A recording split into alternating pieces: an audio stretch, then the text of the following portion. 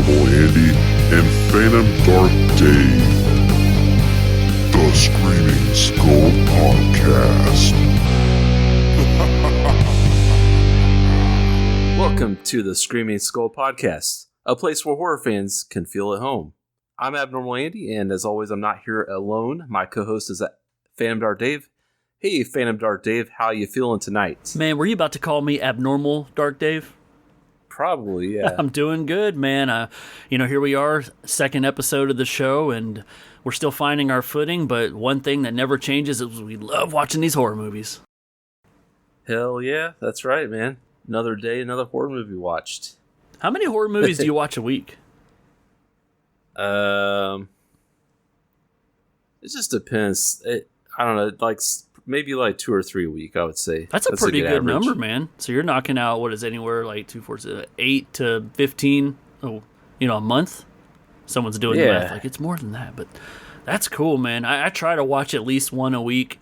With the work schedule, it gets kind of crazy, but then having the podcast kind of makes it a priority. And you're like, if nothing else, I'm just going to watch this horror movie. And then my boss is like, where are you calling in? I'm like, I got a podcast. You don't understand. Yeah, it's serious important business, stuff. Man. It's like, got to pay the bills. I don't want it. So I have to kind of fit them in where I can. So it's not like optimal viewing. I'm not having great viewing experiences with these horror movies, but I am watching horror movies on my phone all throughout the week. So some people will be like, oh, that sucks. I mean, yeah, it does. But, when you have, your significant other is not into horror, you have to kind of fit it in where you can. And a lot of times, for me, it's on my phone at work on my breaks. So it is what it is. I've gotten used to it. But you do what you got to do, man. You're probably speaking to half the listeners out there. It seems like, man, if you can, be a horror fan and find somebody else that's a horror fan, that's good on you. That's a 1 in a million relationship right there. But for the most part, there's usually always one person in the relationship who likes horror more than the other. And no, it's cool that you watch them on your phone because, I mean, dude, 30 years ago, you couldn't do that. And then now you have the ability to watch them on your break. Don't watch them when you drive. That's probably a bad idea. But, man, if you got a doctor's appointment, dentist appointment, and you're sitting there and they're calling your name, but you got your AirPods in because you're trying to watch the movies that you're doing segments on, it is what it is. It's a good time. Yeah, it's like I don't mind getting stuck at the mechanic waiting for my car to get working. I'll just start up a movie and watch it. Yeah, tell them to break something and then fix it. yeah. Hey, and that's awesome too because that's one of my favorite things is when driving is listening to horror podcasts. And so I love that we can put out material for people to listen to on their way home or to the doctor or whatever, similar to how you and I have our favorite shows that we listen to, turn full circle. That's right. That's what we're doing for everybody. We're giving you something to listen to while you do the things you'd rather not be doing. Just don't fall asleep to Andy's sensual voice. My sensual voice. Yeah. Ow. And the echo. Hey. Let's get down to business, Dave. What do you say we talk about a little horror news? Let's go. Horror news.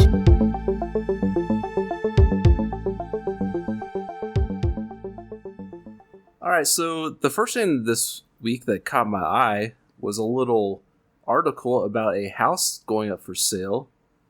And this house is on the market for the first time in 45 years. It's the iconic house from the 1982 horror film Poltergeist. And this house, it's in Simi Valley, California. And it's listed for just a paltry $1.1 million. Is that it? That's it, man. And this movie just was featured in the first movie. But, it's still iconic because everybody that's seen that movie has seen that house. And so it has 4 bedrooms, 2.5 bathrooms, and no ghosts, they say. So, I don't know. I wonder what it feels like to be that realtor. I mean, that's like, yeah. It's either a cash, grab, like somebody's definitely going to want to get this house because it was used in the infamous Tobe Hooper, Steven Spielberg film, or are they saying, they not like horror and like, oh, great, they filmed a horror movie in this house, I'm never going to be able to sell it. Yeah, I wonder about that. I mean, being in California, there's probably a lot of those, though, so I imagine that's kind of more of the it's okay because it's Hollywood kind of thing. Yeah, it kind of comes with the territory, like you said. Kind of looking through the pictures, it kind of is the same. I mean, they've changed out some appliances and some things, but like the kitchen kind of looks the same. They better still have the ghosts. So, well, they said there's no ghosts, so I don't know. The house is still clean, huh? Did you see all 3 of those movies? You know what? I did. Man, you got that over me. I know I've seen the first one a handful of times. Good fucking movie. But for the life of me, I don't remember much about the second or third one, except the creepy old man, and I'm pretty sure there's a scene where they're flying. And I could be wrong, but I think I was nodding off during the second one, and towards the end, it had a what the fuck kind of ending. So we should get into those movies sometime. I'd be interested in revisiting those. Yeah, that would be pretty cool. I have no idea who directed the second and third one. Holy shit. Okay. Yeah, I don't. Don't get me lying. I'm not gonna say. But I remember the second one was my favorite one for a long time because I saw it when I was a kid, and I just remember the crazy ass scene where the dad was drinking the bottle of tequila and there was the worm in it. Ugh. And he swallowed the worm and like threw it up, and it the worm turned to this like worm guy or something, was like crawling across the floor. And that was your favorite?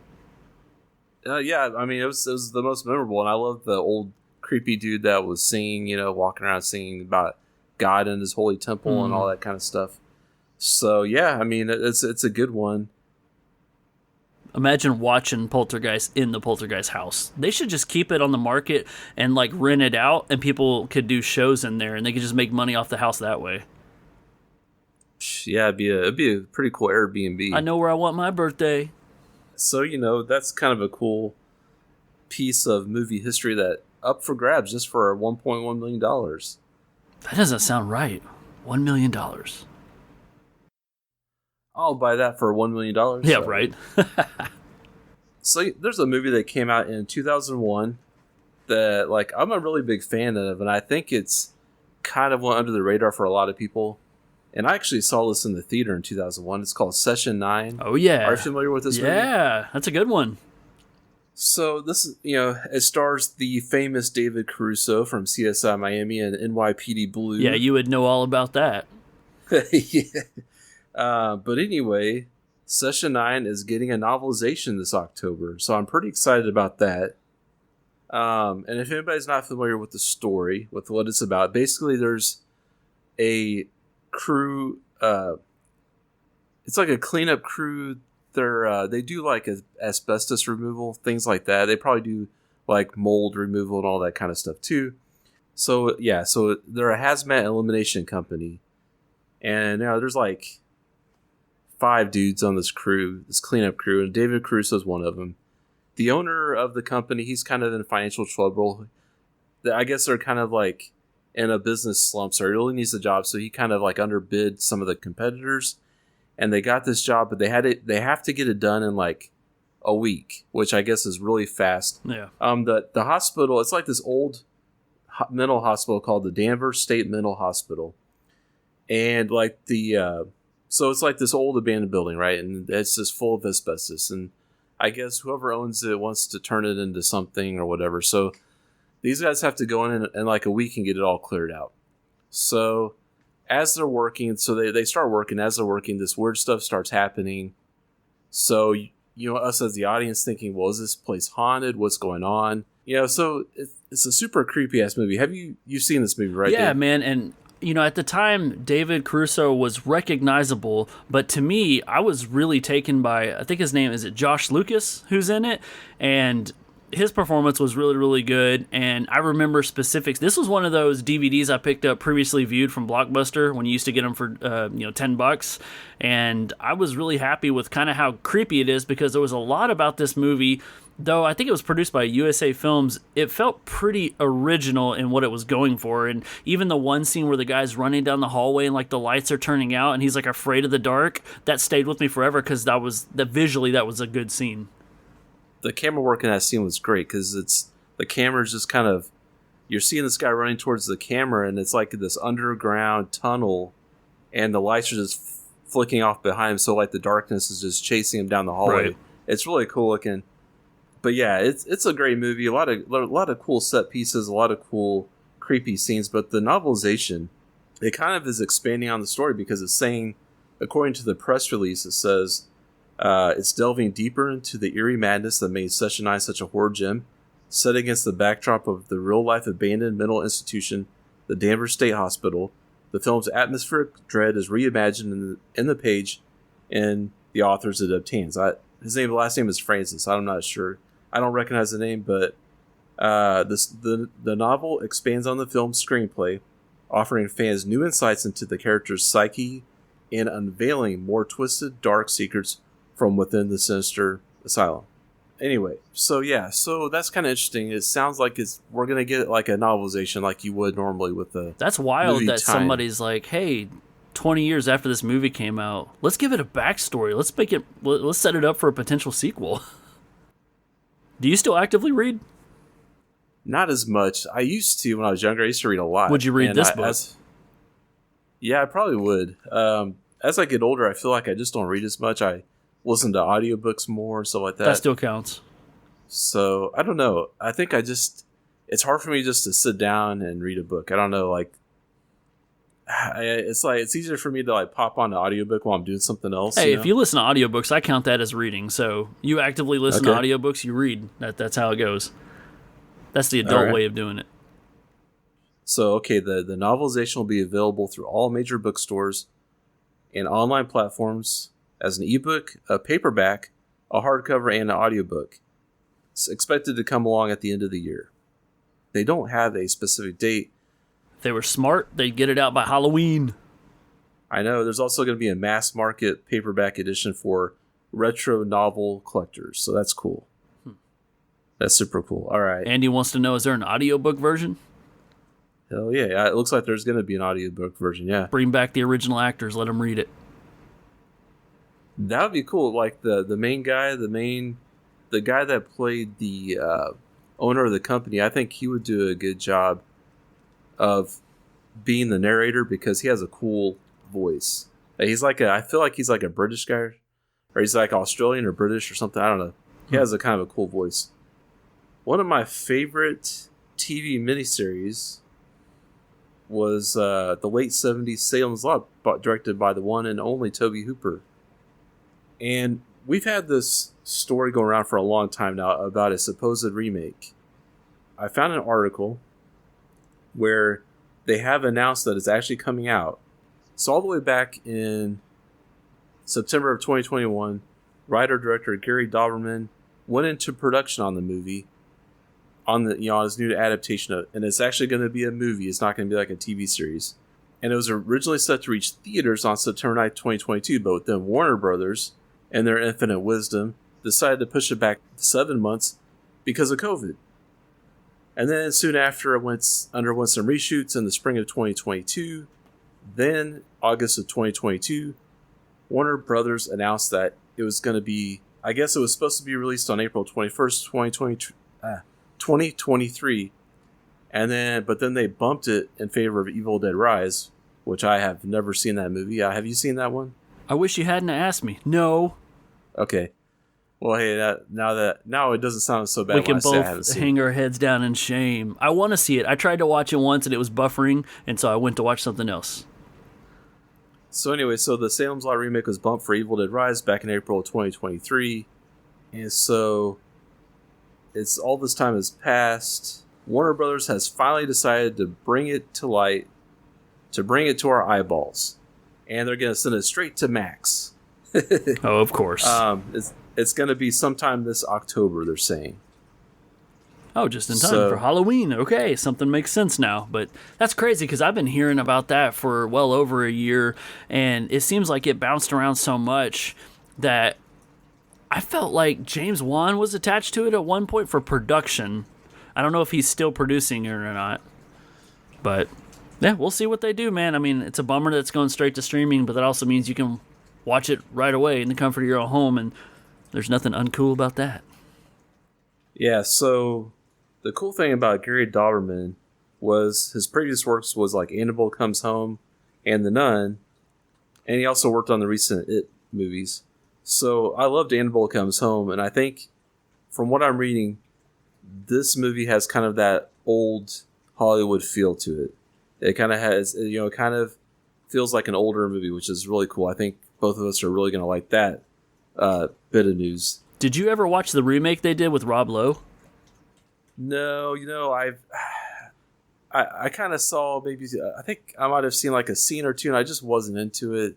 Did you watch it? I did watch it, and I don't remember anything about it, and that sucks, man, because usually when you watch a horror movie that you really like, it stays with you, or if a movie is so terrible, you remember why. But when you watch some and you remember nothing about it, what kind of movie and experience is that? Yeah. Well, one good thing about the remake, or this latest version, I should say, Stephen King himself shared his opinion of the film. He's saying the Warner Brothers remake of Salem's Lot currently shelved is, well, at the time he wrote this, it was shelved. He said it's muscular and involving, whatever that means. It has the feel of quote-unquote old Hollywood, when a film has given it a chance to draw breath before getting to business. When attention spans were longer, in other words. Or he's saying when attention spans were longer, in other words. He also says it feels like a horror movie version of slow burn movies like The Great Escape. It builds very well. There are diversions from the book I don't agree with, but on the whole, faithful. The best scene was Danny Glick in the hospital trying to claw down a blood bag. The Glick scene could have been directed by John Carpenter in his prime. Wow. Okay. High praise. And he's saying, I've seen the new Salem's Lot and it's quite good. Okay. So Stephen King thinks it's good. I think that's some high praise there. And I'm excited for it.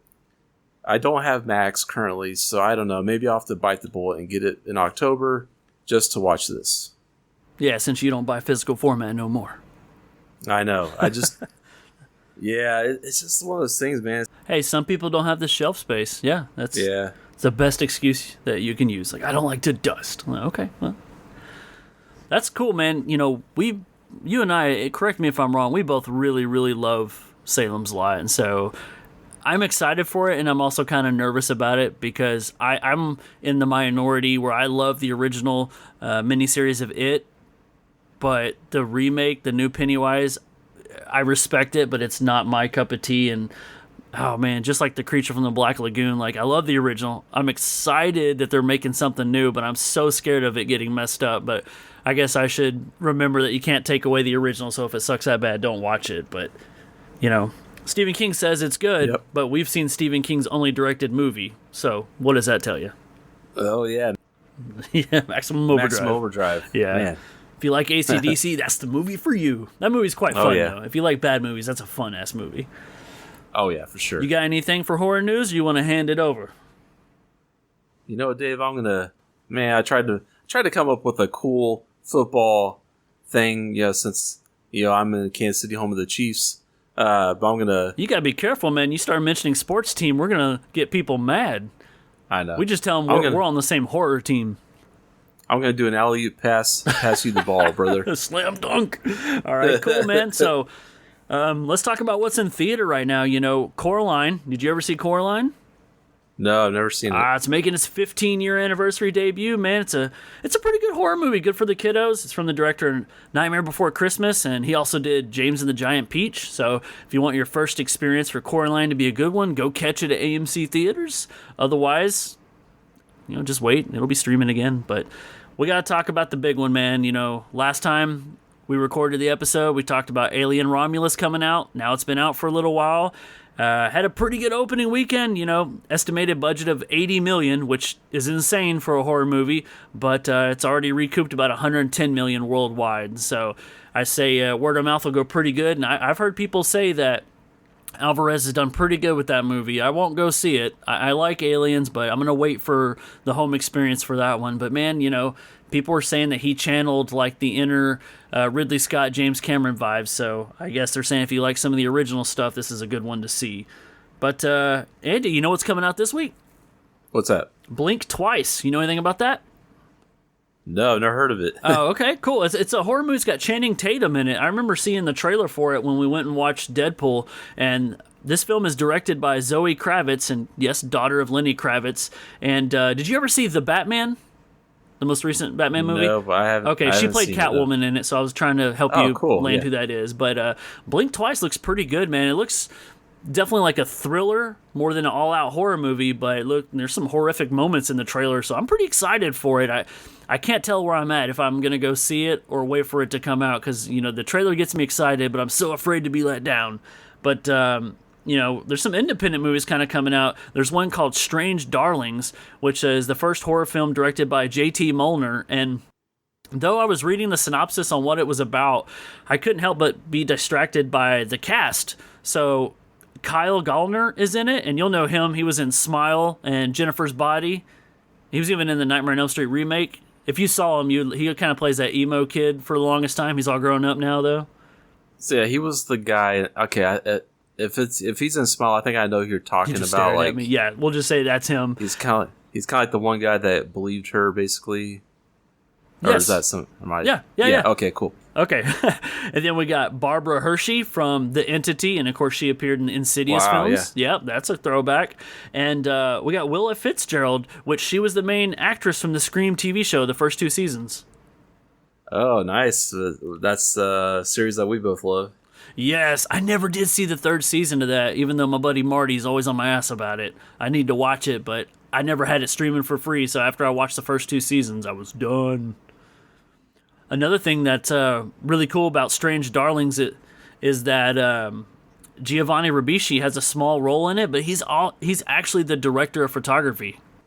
Oh, that's cool. Yeah, I love Giovanni Ribisi. He's a great actor. One of the most memorable roles for me that he did was, did you ever see that movie The Gift with Katie Holmes? Yeah, and I did. Like yeah, 25 other people. Movie, yeah, his character was insane in that, but yeah, it tugged at the heartstrings. But the last thing I want to talk about as far as in theaters is The Fly in the Room, man. Is that what they say? The Fly in the Room? No, the cat. What do they say? The elephant in the room. The elephant in the room. Why did I say the fly in the room? That's fucking weird. All right. Fly on the wall. Fly on the wall. That's what it is. I mixed them up. Yeah. Well, okay. It is what it is. It's probably because of what I'm about to fucking talk about. It's the Crow remake. I don't know anybody who's excited about it. I won't knock it till I try it, but I don't know. I saw the trailer and I was even more let down than I was when I heard they were gonna remake it. Are you a fan of the original Crow? Oh, hell yeah, man. I mean, I can't tell you how many times me and my friends would watch that, like, all the time. And we would, like, quote it and stuff. And, yeah, just some of the sayings. And it's... Can't rain every day. Yeah. Yeah. I mean, Brandon Lee, what can you say? Like, that movie should never be remade. But even when they announced they were going to remake it, I'm like, well, who the hell's going to play the Crow in it? And I remember at a time it was Jason Momoa. And that didn't make me as mad. Like, I was mad they were doing it, but I had to stop and think, and I pictured it, and I'm like, that could be cool, though, depending how they do it. But then when I saw Bill Skarsgård, I was like, what? Like, what are we doing, The Crow 3? Did you watch the sequels? I saw all 4 of them. I saw the second one, and I think I saw one of the other ones. I don't remember which one it was now. Well, the third one, they did a preppy boy in it instead of kind of the freak goth kind of portrayal that actually works a lot better. So this one looks very pretty boy mixed with emo. I don't know, man. We'll see how it does. I mean, Bill Skarsgård's a big name. There might be some draw to it. Hopefully it's a sleeper hit, and maybe when it comes out in streams it does really good. But looking at all these other big horror movies that are coming out, I don't know if it stands a chance. And honest to truth, man, I haven't seen much marketing for it, so who knows? Oh, I've seen ads for all over the place. Really? Yeah, mainly on social media. I see a lot of ads What is that? for it. No, I'm just kidding. All right, let's switch gears here. I got 3 more things to talk to you about. I want to go to horror at home, and there's actually a Blu-ray release of all 5 Purge movies. And so imagine getting all your Purge movies in beautiful 1080p, which why not 4K, but this is Blu-ray, so let's talk about it, man. Purge movies. Are you a fan? Do you like the franchise? So I have a confession to make. You rolled your eyes. What the hell are you about to say? I'm about to purge you. What? No, I've only seen the first. I've not. Okay, I haven't seen the first Purge movie yet, but I've seen the first Purge. Okay. That's probably the only thing you could have said that didn't get a chair thrown at you, because if you were about to say you saw the second one or the third one first, but the fact that you saw the 4th one, which serves as a prequel, you get away with it. Okay. Yeah, that's the only one that's the only one I've seen. That one's actually my favorite of the franchise. Oh, really? I Okay. love that movie. I saw that one in theater. I saw the third, fourth, and fifth one in theater. And man, that fifth one I thought was a hot mess, but they had all the best scenes in the trailer. But hey, if you're a fan of the Purge movies, they're not bad. You can get a 5-pack on Blu-ray, save you some shelf space. There's one I want to ask you about because I'm wondering if you watched it, because I felt like you've mentioned it before, back whenever we were doing that All Things Dave podcast and we were prepping for werewolves. There is a Blu-ray release of a 1972 movie called Dr. Jekyll and the Werewolf. Nope, I'm not. I've never seen that one. Okay, I felt like we talked about it because you watched one movie and then you were like, it's barely a werewolf movie, and then we named off some other ones that probably weren't real werewolf movies. Okay. And Now you he's got me like, thinking, I don't did remember. I see that? I mean, I don't remember a Dr. Jekyll and man, I don't know. Yeah, All right. if I have seen it, must not be that memorable. Exactly, and that falls into the category of what we talked about earlier. But the last one I want to tell you about, my dude, is one I'm really excited about because I was really late to the game for this movie. There's a movie that came out in 1971 that I've heard nothing but good things about. Julie actually introduced me to the movie because she grew up watching it and she loved it, and I'm happy to say we're bringing Steven Spielberg back to the conversation. Duel is getting a 4K Blu-ray release. Please tell me you've seen Duel. I have not seen it. Okay, you should watch it, man. Duel is a really good movie. It's, pre-Jaws, but you can see all the Steven Spielberg trademarks there. And that is a movie with, like, hardly anybody's in it, and it builds tension so well. It's pre-Joyride, but a lot of the same concepts of not knowing who's hunting you down. Now, isn't Jamie Lee Curtis in that one? No, I don't think so, dude. Okay.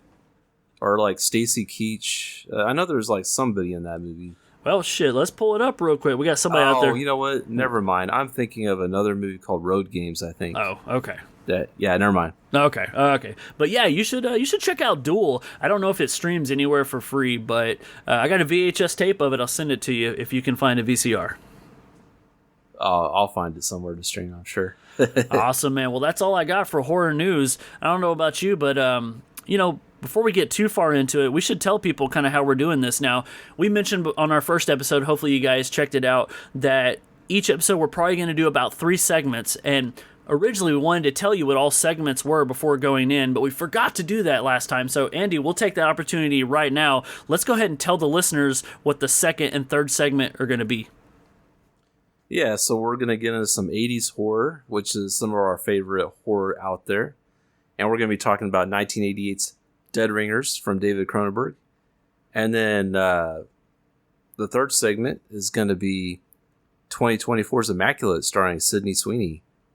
Yeah, so if you haven't seen Dead Ringers or Immaculate and you don't want it ruined for you, you should pause the podcast and check those movies out. They both stream where you can find them on your on your streaming platforms. But yeah, we're going to dive in and start ruining some stuff for you, or if nothing else, make you want to watch it. Andy, since you recommended Dead Ringers, I'm going to pass the torch to you. You can take us into the second segment.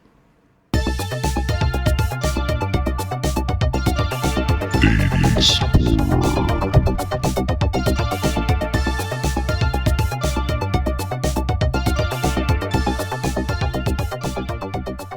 So Dave, are you a twin? Not that I know of, Andy.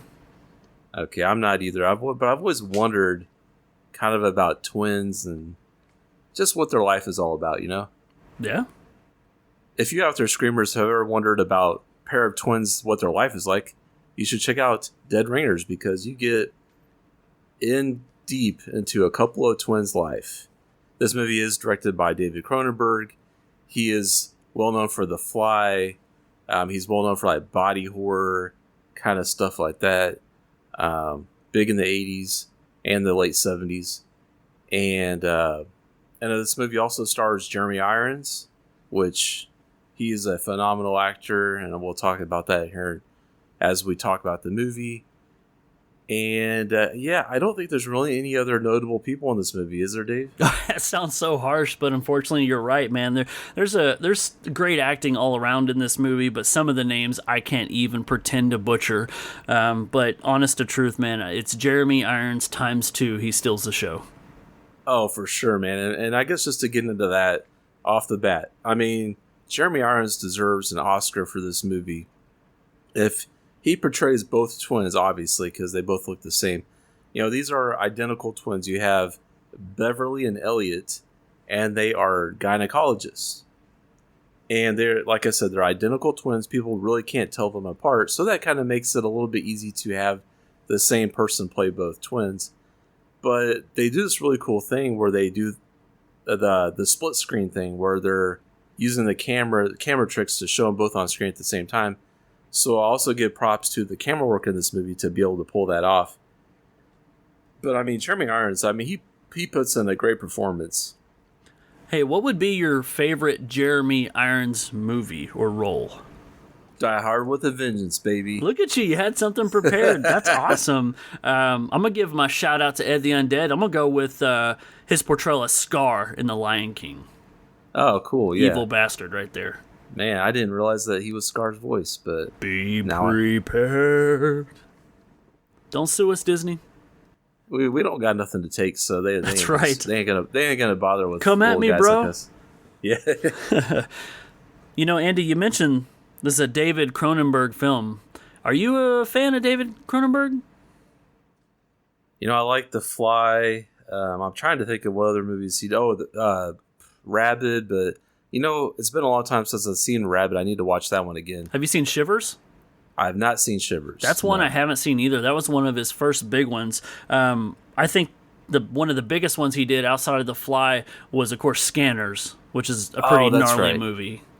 Yeah, that was good, and also The Brood. The Brood, yep. Has a lot of famous people in his movies too, like Michael Ironside and everybody else. Oh yeah, look at that, Ironside, Jeremy Irons. Strike while the iron's hot. What's happening right now? Whoa. Hey, I'm going to get fired for that. But, you know, Andy, when you chose this movie, I got to be honest, I was excited and mortified at the same time because I'm not a big Cronenberg fan. I know that he is well regarded in the horror community, and the way I look at it, it's like an artist. Like when they paint something and it doesn't resonate with you, but you can look at it and say, damn, that artist is talented. It just doesn't hit me the way it hits you. That's how I feel about Cronenberg. Like, my favorite thing that Cronenberg ever did was his cameo in Jason X. I'm just saying, that was really fucking cool that he did that. But, yeah, so, you know, this one, I had never seen it before because it was a Cronenberg picture. I had a feeling it was going to be weird. Oh, Videodrome, speaking of weird. Oh, that's right, yeah. And so going into this, I kind of knew what to expect, and I got exactly what I thought it was going to be.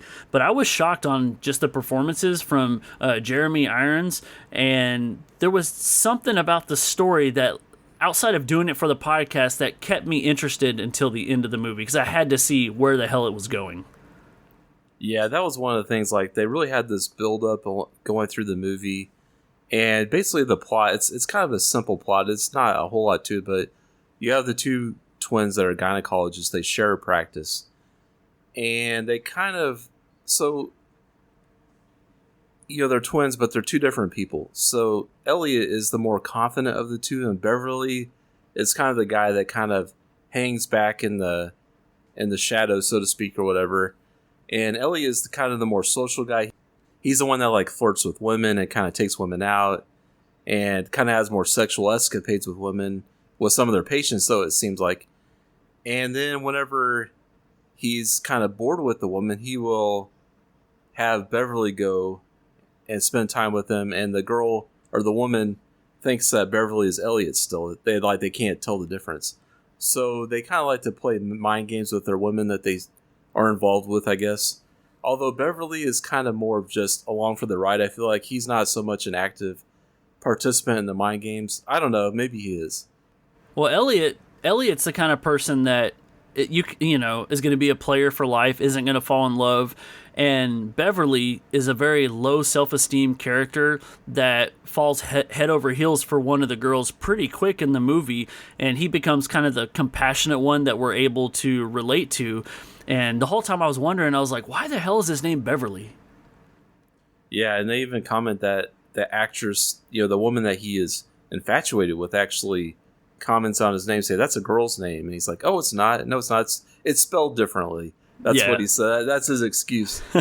And so, but I have to say, you know, watching this movie, I did stick with it. You know, it is definitely a slow burn. But, there's that tension, there's that suspense that's building. But to be honest with you, I was a little disappointed at the end because being that this is a David Cronenberg movie, I was expecting this grand body horror thing happening at the end or something, and we really didn't get it. We got a little bit of body horror. There was like a dream sequence that was kind of freaky. Which was my favorite part of the movie, by the way. Yeah, with like a Siamese twin kind of thing. And that's kind of a theme too in this movie, is Siamese twins, even though these guys are not Siamese twins. They are in a sense because it's almost like they can't be separated from each other. Like, they're not physically attached, but they are like more like emotionally attached to each other, like right. Codependent, I guess. But yeah, anyway, and then at the very end, you have this one scene where, I mean, we will spoil it, so I won't. But we'll talk about it here in a second. But so I was a little disappointed, and to even call this a horror movie is kind of a stretch because this is more of like a drama to me. I mean, there are some psychological aspects to it, but this deals more with like infatuation and drug addiction and codependency, things like that. And you really don't get into much horror. Like, there are some tools that Bev has made by an artist, a metal artist, and he calls them gynecological tools for operating on mutant women. That's the name of it. And so, like, towards the end of the movie, as the movie goes along, Bev gets into drugs because the actress that he is infatuated with, she takes, like, I don't know, she takes something like sleeping pills or speed or something like that. I can't remember now what it was that she took. And so he started taking it too, and he really went downhill, like a downward spiral with drugs, and just kind of went off the rails. Beverly has definitely went off the rails by the end of this movie, and so much so that they basically like lose their medical practice because I was thankful that he did go down that spiral because as unfortunate it was for the character, it let me tell them apart pretty easily. That's true. I mean, yeah, because Beverly was the one kind of spiraling and Elliot was the one more in control. And so, yeah, but as the movie progresses, the roles kind of reverse because, and there's an interesting conversation that Elliot has with the actress that Beverly is kind of wanting to be with, because they're talking about Bev. The actress and Elliot are talking about, because they're concerned about Bev. And Elliot says, well, we're whatever goes, or actually, I'm sorry, it's not the actress he's talking to. It's Elliot's talking to his current girlfriend about the situation. And Elliot says, whatever goes into Bev's bloodstream goes into mine. Like they're connected. They are almost like they are connected physically. But it's more of like a codependence thing where if one is going through something, the other has to automatically go through it too. They have to kind of be in the same place in life, and it's just kind of strange. But so like Elliot kind of gets involved in the drugs just because Bev is, and they kind of do this role reversal because Elliot actually goes back to his actress girlfriend and gets kind of cleaned up, at the end of the movie. But then he goes back and finds Elliot, they both kind of downward spiral together. But anyway, but it's interesting, this character study, because, you have these twins, and I think because they're very intelligent, you see that at the beginning of the movie, they are infatuated with the female reproductive system. One of them says there should be a beauty pageant for the insides of bodies, kind of thing. It's like, wow, that's kind of a weird statement. But these guys are totally fascinated with the female reproductive system. And I think that's probably in large part due to the fact that they're twins. And I don't know, like, Elliot does have, sexual interest in women, but their like interest in women is almost like clinical too, in a sense. Right. Like, they are very much just interested in like especially when they run across this actress because she has some kind of weird thing going on with her uterus, I guess. Isn't that weird? You're not supposed to take your work home with you. Yeah. Did you find it kind of crazy that we were dealing with male gynecologists? Because that's so rare. Because I looked that up, and study shows that there are roughly 23,154 gynecologists in the United States, where only 14% are men. Yeah, that and does imagine make this sense. In the 80s. It's even less then. Right. So they must have been really good gynecologists to get their practice up and going. You want to know something crazy? Did you know anything about this movie before watching it outside of it's a David Cronenberg movie with Jeremy Irons? Not really. No. So there's one thing that always resonated with me, and it's something I had heard on the Fright Club podcast several years ago. If you guys are big horror movie fans, obviously you're probably listening to this podcast. If you are, check out Fright Club podcast if you don't already. We always recommend it. Hope and George are awesome, but they always talked about the way that the surgeons wore red in this.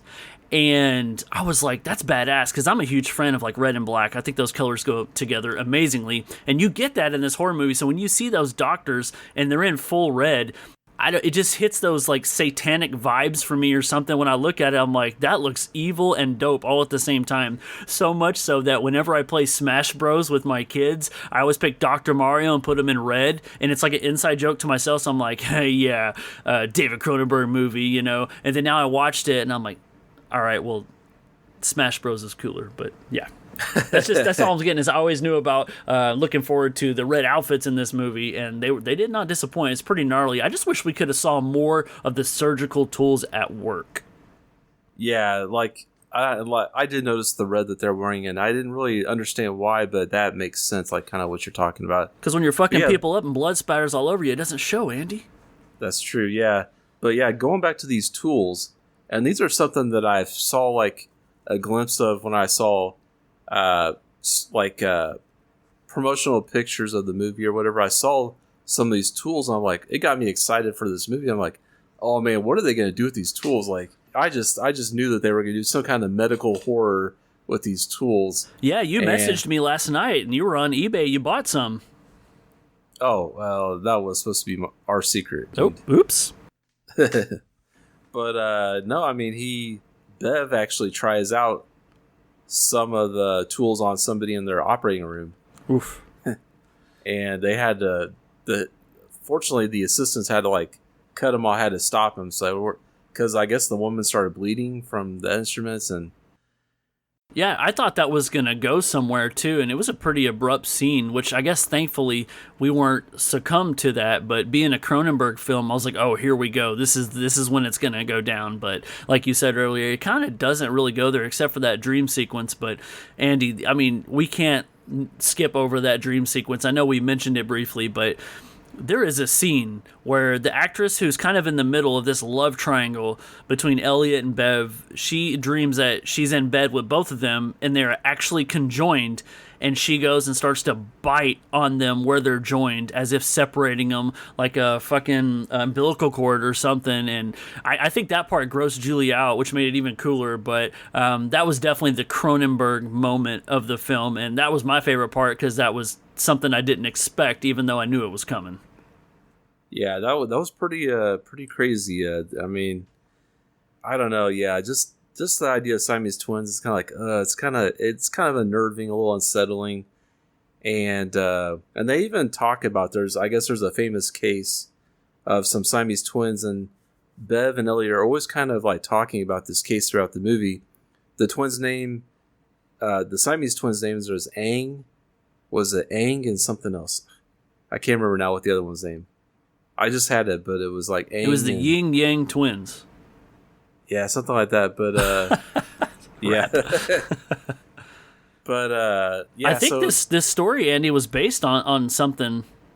Yeah, it could have. I mean, as the movie plays out, you can see where it takes inspiration from the Siamese twins. Because at the end, because in the story of the Siamese twins, they are eventually separated. But I think, or no, they're not separated. But one of the twins dies for some reason, and the other one like wakes up and sees the other one dies of a broken heart, right? And like dies of fright or something. Yeah, dies. Yeah. And so when we see that in this movie, even though these aren't Siamese twins, going back to those tools, Bev does kill Elliot with the tools, and I think he just like. But it's basically all willing. Yeah, because so Elliot, they kind of come to the conclusion. Of course, it's under the influence of these heavy ass drugs. They come to the conclusion that Elliot, that one of them has to die for the other one to live, basically. Right. For the other one to kind of live their own life. Because them together, they're always going to kind of do this feedback thing where, like, they're always going to be together. They're always going to be codependent. So Elliot, and once again, he's under the influence of these heavy-ass drugs. He volunteers to be the one to die. So Bev breaks out these tools because he actually goes... Because their tools are seized by the board of directors of whatever hospital they were working at the time. And so Bev goes to the artist. He walks by the artist's store or whatever, and the guy has made another set of tools, and they're on display. And this like infuriates Bev because he didn't realize the artist was going to make another set of tools. But he does go in and start to grab the tools. And, yeah, lucky for him. And the artist person, whatever, assistant, they like try to stop him, but he does grab a couple of them before he gets kicked out of there, or before they chase him out, basically. And so he does use the tools that he has on Elliot. And so I think he basically like opens up his abdomen and just kind of like... He just pulls his intestines out, man. Yeah. I mean, it's kind of weird because in a way I was like, is he giving him a C-section? Is that what we're seeing? Yeah, it's almost like something like that. Yeah, he just kind of opens up his abdomen and like kind of like spreads it open, and all of his guts just kind of fall out. And then we get a scene where... You know, we get the amazing camera shot of like what's left of it. It's like the aftermath of it. And then we see the brother out on his own, like he's taking a train and he's moving away. And so there's like a sense of hope, but it's very brief. Yeah, because he doesn't realize what he's done. Like he the drugs haven't worn off yet. Once he kind of comes to and sobers up, he realizes what he did to his brother, because they kind of made these decisions when they were under the influence of drugs. And so he kind of like sees what he did to Elliot, and then he goes to a payphone and calls the actress. Mm-hmm. We keep calling her the actress. I can't remember her name, but anyway, she's the woman that he wants to date. He just calls her and she's like, "Who is this?" And he just kind of hangs up on her. But I noticed that he brought a bag with him, like a piece of luggage, and he walks away from the payphone, but he doesn't have the luggage with him when he's walking away from the payphone. So I don't know if that's supposed to be something, but anyway, he goes back to... The actress's name's Claire, by the way. Oh, Claire. Nice. Thanks. It's an easy name. Why were we not saying it? So then after he just kind of hangs up on her, he goes back to their office, because they were like just hanging out in their doctor's office this whole time, like taking drugs, eating food, and like celebrating their birthday or whatever. Yep, that was weird. And so it's weird because the movie just ends with Bev just dying next to the corpse of Elliot.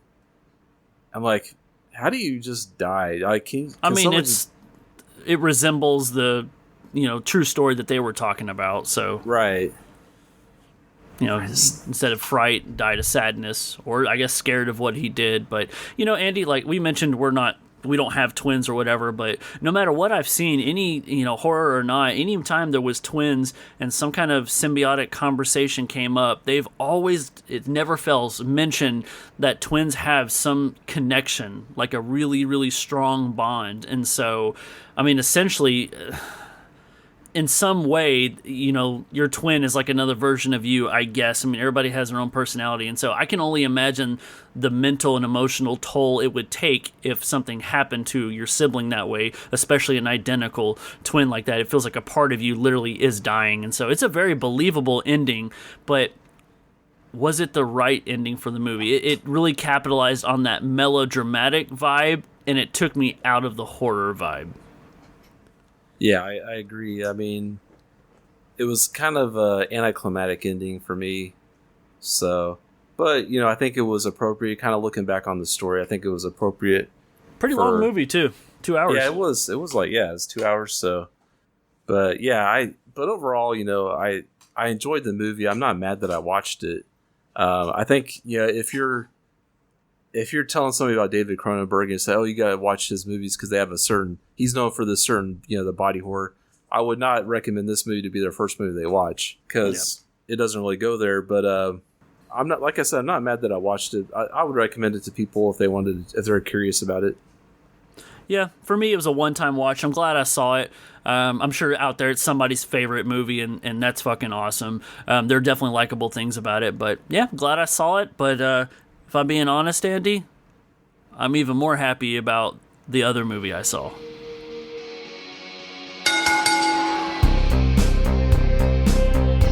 the main event.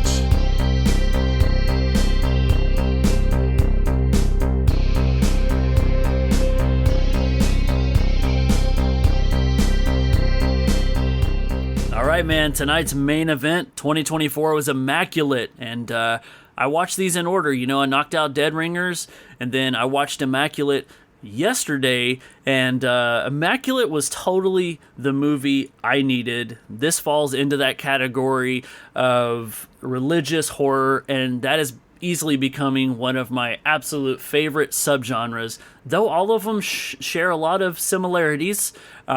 Each one stands out at its own, man, so I was really excited for this movie. It came out in the hype of The First Omen and The Nun 2. It's like a three-way of satanic things going on there, but Andy, you know, I didn't see a lot of trailers for this one. How about you?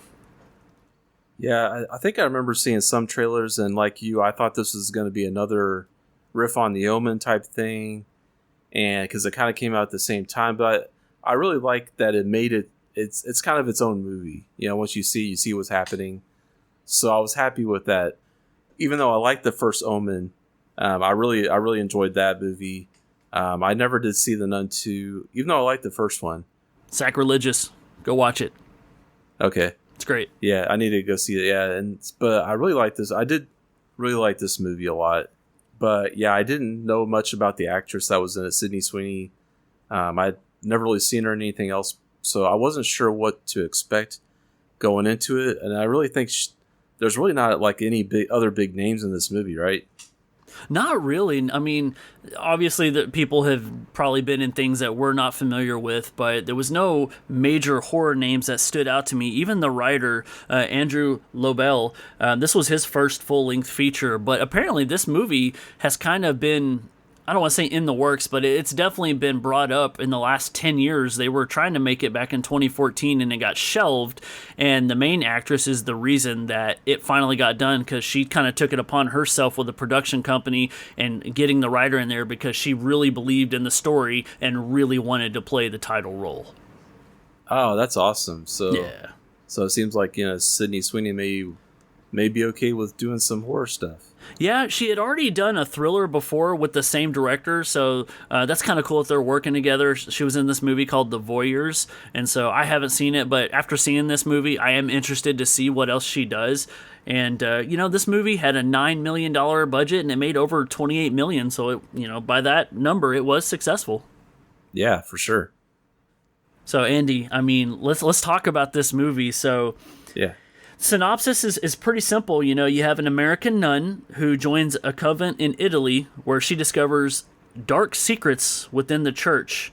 And what's really unique about this movie is this covenant she goes to. You know, this has the same story as a lot of other movies, especially The Nun 2. Like, you know, anytime you get a movie like this, it's about the main character who's going to be a nun. They're going to take their final vows. They're going to, you know, live the life of being a priest or being a nun, and then the journey is something we're going along with. And what made this movie very different was this particular convent that she's going to is a convent that cares for dying nuns, and I thought that was a pretty refreshing take. How about you? Yeah, it was definitely a unique storyline. You kind of gave it a different spin on what we would normally see. What did you think of the cinematography of this movie? I liked it a lot. I thought it was shot really well. Did you ever see The Night House? No.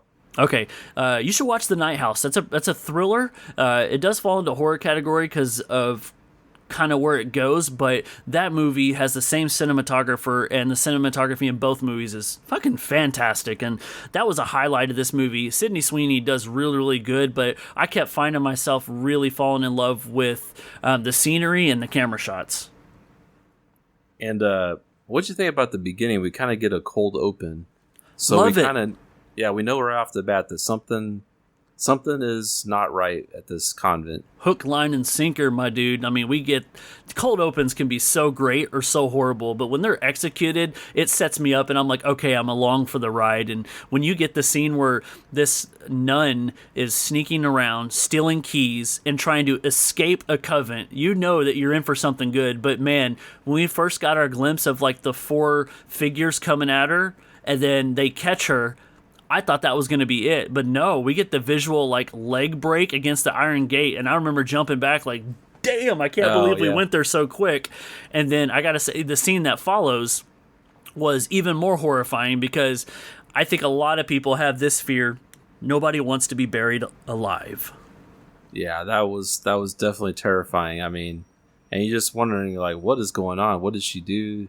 She's laying in that coffin, praying, and dirt is hitting her, and oh man, and she has a match, and she's gonna run out of matches, and that's sucking up the oxygen in that coffin. And we're talking, this is the first 4 minutes of the damn movie, and oh dude, I just got really, really excited. Yeah, it definitely starts off with a bang, and it does, like, this is, I would consider this a slow burn movie, even though it does have some things going for it. Like, it does have some action to it, like, definitely towards the end. But that doesn't bother me to have like a slow burn, especially when you have engaging characters. And I thought that Sydney Sweeney did a great job with her acting. She's a great actress, and so it really just her story kind of just pulled me in, and I was interested to see where it went. Yeah, man, and this movie, it gave me a lot of vibes of like the nun exploitation films from back in like Lucio Fulci. I don't know if you ever saw Demonia or Demona, however you pronounce that. I know he tried to pull his name off that movie, but that movie, anytime there's creepy nuns in there, it hits you a certain way, and I felt like that was brought back. Like, obviously we have The Nun, and that is visually fucking scary. But in this one, you didn't have visual scary nuns. You had the atmosphere and the actions of the nuns that really created a lot of tension. And, they're walking around with candlesticks in the dark. And you get some pretty awesome scenes where you find out secrets about this church. And then when I heard that there was like a hidden catacombs under the church, I'm like, let's go. I want to see it. Yeah, that was a little foreshadowing. You knew that they were going to go there eventually. Hell yeah. And then also with the end of this movie, I was getting some serious Rosemary's Baby vibes. Oh, okay. If you think about, and we'll get to the end here in a second, but I don't know, man. She was surrounded with some really good actors and actresses. Even though the story parallels a little bit of things that are done in the other two movies we mentioned, the way that they did it, like the reveal of, what do you want to call it? The spike, the rusty nail, whatever. I was like, say what? Yeah, it was like one of the nails that would nail Christ to the cross, right? I think that's right. What they were saying. Like, how the hell did you get your hands on one of these? And the twist of the movie is that she touches it and she blacks out, and then she wakes up and she's pregnant. I was like, what? Like, I didn't know anything about this movie. I didn't see a trailer, and so I'm glad I didn't, because I had no idea that was going to happen. And I turned around and I told Julie not to watch this movie, because she doesn't like the religious horror movies, at least to the extent I do. I kind of watch them first and let her know if it's her cup of tea or not, and it's probably not in this one. But the fact that she woke up pregnant, and I told Julie when this movie was over, I was just like, in my head, Andy, like, I know what the word immaculate means. That's like, clean your room, and then you do, and like, it looks immaculate. Like, that's my definition. And when I told Julie, she like immediately referenced a story in the Bible with Mary and then the pregnancy, and I looked at her and I was just like, holy shit, this is in the Bible. I was dumbfounded by it, but that would have ruined it for me, because that would have told me too much. But yeah, I was wondering the whole time why this movie was called Immaculate, but she cleared that up for me. Yeah, so it's kind of referencing the virgin birth kind of stuff, which that's what we have in this movie. We have that is. And so there's a lot of talk, in this convent about the second coming of Christ, and that, with this miracle pregnancy, because they put her through the doctors, they test her, they check her, and she is a virgin. They can tell that she's never, had sex, and so this is a legit virgin birth, and everybody's very excited, but you kind of get some clues that maybe this has happened before or something. It's, there's still something ominous going on. This is supposed to be like a miracle, a joyous occasion. Yeah. But why does it feel so negative? Why is there some? Why won't you let her go to a real hospital? Right. Yeah. I get it, man. When things are like, heavily religious. Some people get turned away from that, or if you don't believe, then you won't understand. You have to agree. It's this whole thing. And so I kind of would understand why they would want to keep it under wraps, because it is truly a miracle birth. But at the same time, when we learned that, this priest used to be a science person, I'm like, wait a minute, what did you do in science? Andy, what are the odds? We got 2 gynecologists in, 2 different movies. Yeah, I guess he said he was in genetics or something like that. Right. And, he just didn't get the answers he was looking for in science, so that's when he turned to religion and became a priest. As one would do. Yeah. I thought as the story progressed, I liked Sydney Sweeney's Cecilia. Her name is Sister Cecilia in the movie. I liked her character development in the movie, where she is like questioning things, but she's not questioning her faith in God. She's questioning her faith in the people in the convent, because she just knows that something's not right. This is not what God would want. So she's not thinking that it's God doing this to her. She's thinking, she definitely has this view of, this is just the people here doing this to me. I like the backstory of that we kind of get when she's explaining, because at front it's weird. It's almost like they're testing her faith. They're like, you don't have to go through with this. Like, God will forgive you if you leave before. And she's like, no, I was saved for this. And then that brings up a personal story. Is, what do you mean you were saved for this? And we find out that she, at a young age, had drowned and died for 7 minutes, and then, was brought back to life. And so she believes that God saved her life, which that's incredible. And then it brings the question of, what is your purpose? And then she believes her purpose is this convent. Yeah. And so, the priest seemed really touched by her story, and he seemed like very excited when she told him her, about her miracle and stuff. And then as we, later on, we find out that they already knew about her past, and that's why she was picked, I guess. And then you talk about how, it's revealed that this probably wasn't the first time. What about the scene where she's, I guess, taking a bath? I don't know. She's alone in the water, and it's kind of like she's floating there, and she's like drowning out the sound. And then one of the other ladies comes in and tries to drown her. I'm like, oh shit, she's already been through this once, not again. But that was a pretty effective scene. Yeah, that other nun was saying it should be me. Like, yeah. try. She's saying try again with me. And of course, I think Cecilia doesn't quite know what she's saying, because her Italian or whatever the language they're speaking is not. She hasn't learned it enough to really know what they're saying, and so they try to keep it a secret from her as long as they can. But that starts the motion of her really questioning and realizing something's not right. Yeah, and then she befriends a fellow novitiate. Is that what they're called? They're like what they are before they're a nun. Never been one. Yeah. So anyway, she befriends this woman named Gwen. Sister Gwen, and so they kind of build this friendship, and it's pretty cool. And Gwen is kind of you can tell that Gwen is kind of the more worldly person, like she's kind of has more experience, and Cecilia is kind of seems more sheltered, like she hasn't really had a lot of experience maybe in life, I don't know. But yeah, then we kind of see some sinister, like Gwen starts calling out some things that she's seeing, and like, hey, this isn't right, what's going on here? And then we see what happens to her. Yeah, she doesn't believe in the miracle birth, does she?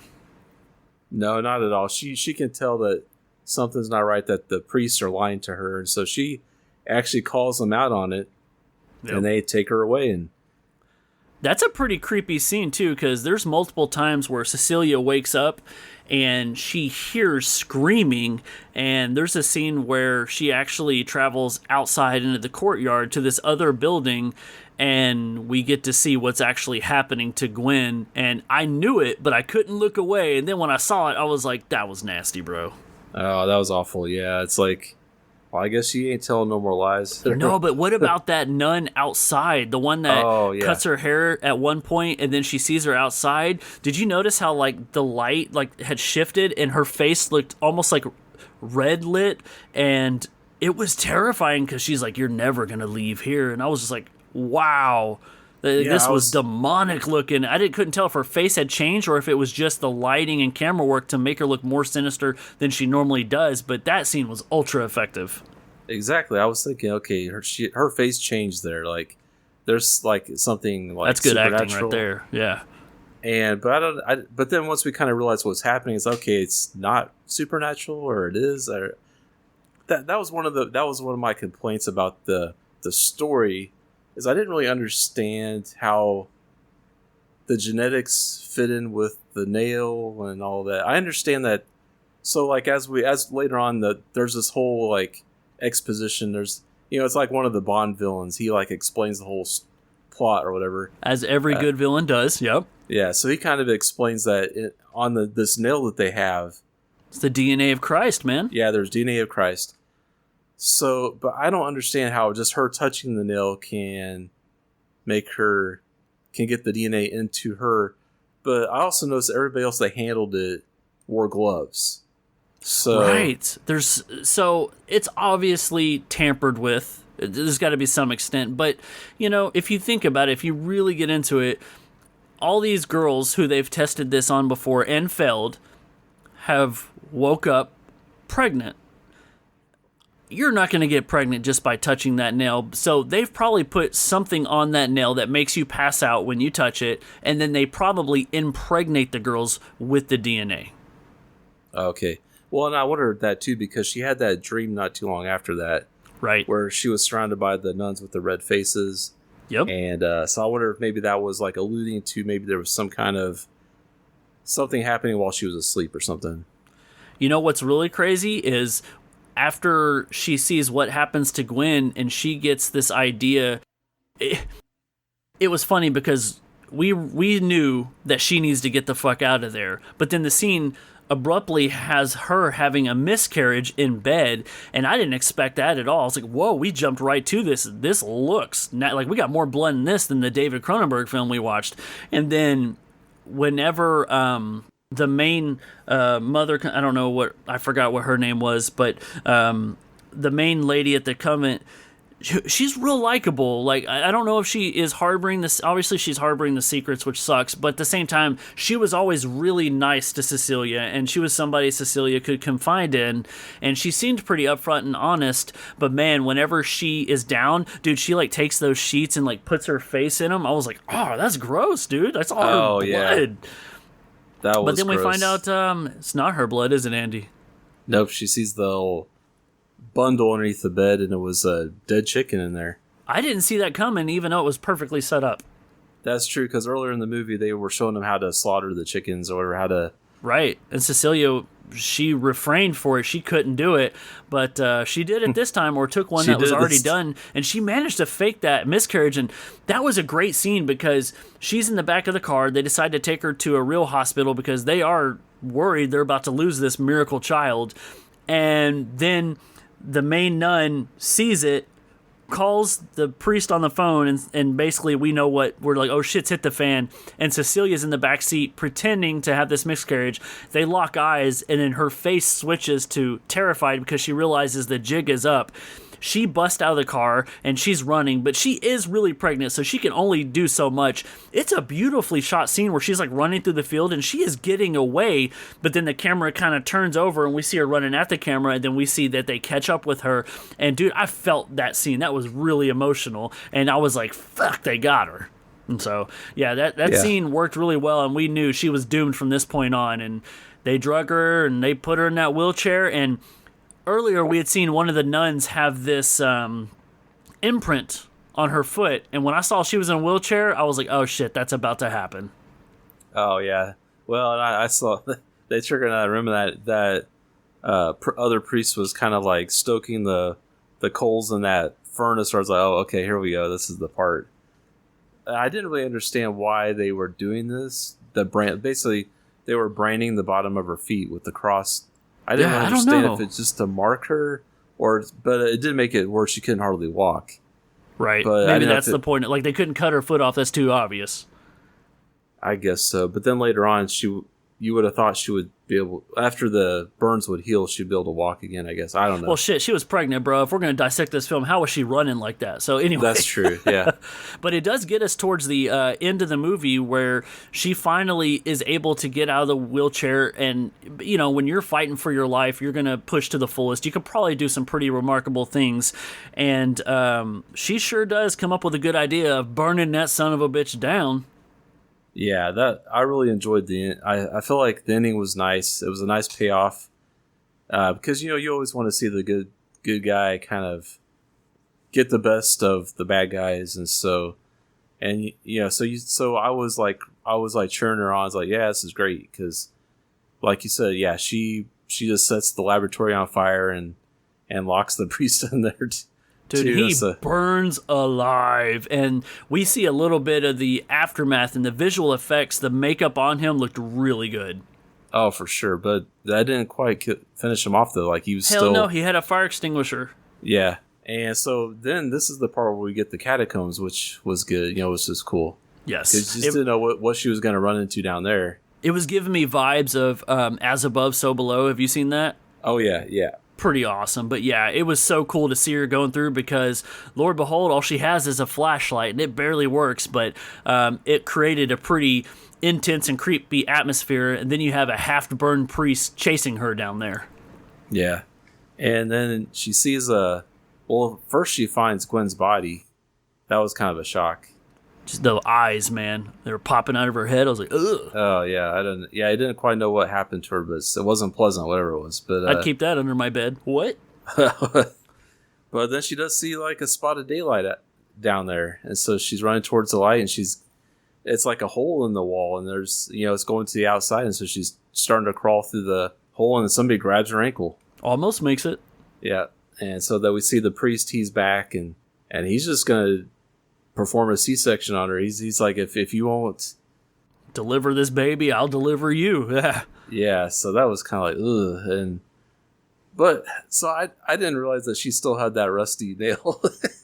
Yeah, man. Earlier in the movie, we saw her remove that spike, and she had it tucked away, and it took her a little while to get to using it, but when she did, man, was it satisfying, because she stabs him in the damn throat. Yeah, that was one that made you cheer, definitely, because it's like, okay, the bad guy got it. So, Andy, when he survived the fire, I was like, really? When he got stabbed in the throat, I was like, all right, there is no way. If he gets up, I'm going to be pissed. I'm like, that's the devil. But yeah, so then we get the scene I think we've all been waiting for. She gets outside, and daylight, and then she gives labor. She has the baby. Her water head broke. Yeah, right before she starts running away, yeah. Man, this scene was pretty incredible because I love what they chose. Sometimes not seeing something helps make the scene, and this in shot of her self-delivering this baby gave me vibes of like Pearl. Did you ever watch Pearl? I've not seen it yet. Nope. Okay, well, there's a scene in Pearl that is like a 5-minute scene of a one-shot still on somebody's face, and you get that with Cecilia here. We see her give the birth, but we only see her face because she's facing the camera. And the pain and the agony and also the release of everything is so moving, and you hear it. That's what kills me the most, and that's where I'm getting the Rosemary Babies vibes. I won't ruin the end for you, but sometimes knowing what's there and hearing what's there is more effective than seeing what's there. And Andy, even though I knew that something was about to happen, I didn't expect this. What does she do? Yeah, well, she has the baby, and we don't ever get to clearly see the baby, but we can tell from the noises it's making that it's probably not a normal baby. I'll just say that. Not human. Yeah. And so she sees it, and she's kind of horrified by what she sees. Well, and that's the thing. That's where you go back to the Rosemary's Baby. It's like, is she going to embrace this child kind of because it's her child? Is she going to kind of start like soften? Is she birthing the Antichrist? Let's be real. What the hell is happening? And we hear that baby snarl and growl, and I'm like, that ain't no human baby. Mm-mm. No, and I don't know if it's even the Antichrist. I think it's just, well, I guess obviously genetic experiment, maybe. Yeah, it has Jesus' DNA, but what is that? yeah, who knows what that would really produce. But anyway, but yeah, she doesn't want to have any part of this baby. Bad memories, my dude. She finds the nearest large rock and dispatches it. Yeah. Yeah, she rock and rolls, man. And I can understand why they didn't show it. Didn't know if we were going to get a Human Centipede 2 moment or not, but we didn't. But yeah, that's how they want to end this movie is she escapes all this chaos and she has the baby and then quickly aborts it. Hot take. But my God, man, for Sydney Sweeney to kind of show up on the scene, starring in this movie, having carry the movie on her shoulders, really, she does an incredible job. It was very effective. It checks the box for me for religious horror. How about you? Oh yeah, for sure. I'm not typically big on religious horror, but this movie I really love this movie. I really liked it a lot. Sydney Sweeney, did great. I'm up for anything that she's going to do in horror or whatever because she was great in this movie. Like you said, she carried the movie on her shoulders. I was not. And in her stomach. Yeah. But, she had a lot of responsibility or, a lot of people were kind of looking at her because she's kind of like the only, or she's like the main star of the movie and she's the central character. So I think she steps up to the plate and she delivers. And I think this is a great movie. Sorry, you said she delivers. I just can't stop. I'm like, yeah, I impress myself sometimes. But anyway, yeah. Hey, Andy, let's talk about how much this movie impressed you. Let's give this one, our main event, a rating. Okay, so do our Screaming Skull rating system here. The number out of 5 skulls. And I'm going to give this one, I think I'm going to give this one 4 out of 5 Screaming Skulls. Hell yeah, man. I'm right there with you. 4 out of 5 Screaming Skulls. Rarely does it get much better than this. And when it does, it's The Exorcist. But closing talks about it, man. I'm glad you liked it. I hope listeners are screamers like this movie. We're going to get that shit down. We came up with it and we could barely stick to it. But this movie just dropped on Hulu. And going forward, that's what we're doing, man. We try to make all of our main events current horror movies. That way we can do a little bit of old and a little bit of new.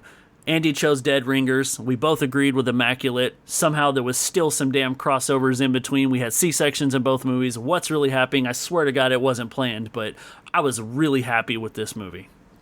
Yeah, me too. All right, man. So unless you have anything else, that wraps up this episode. Till next time, I'm Phantom Dark Dave. And I'm Abnormal Andy. Thanks for listening to the Screamin' Skull Podcast.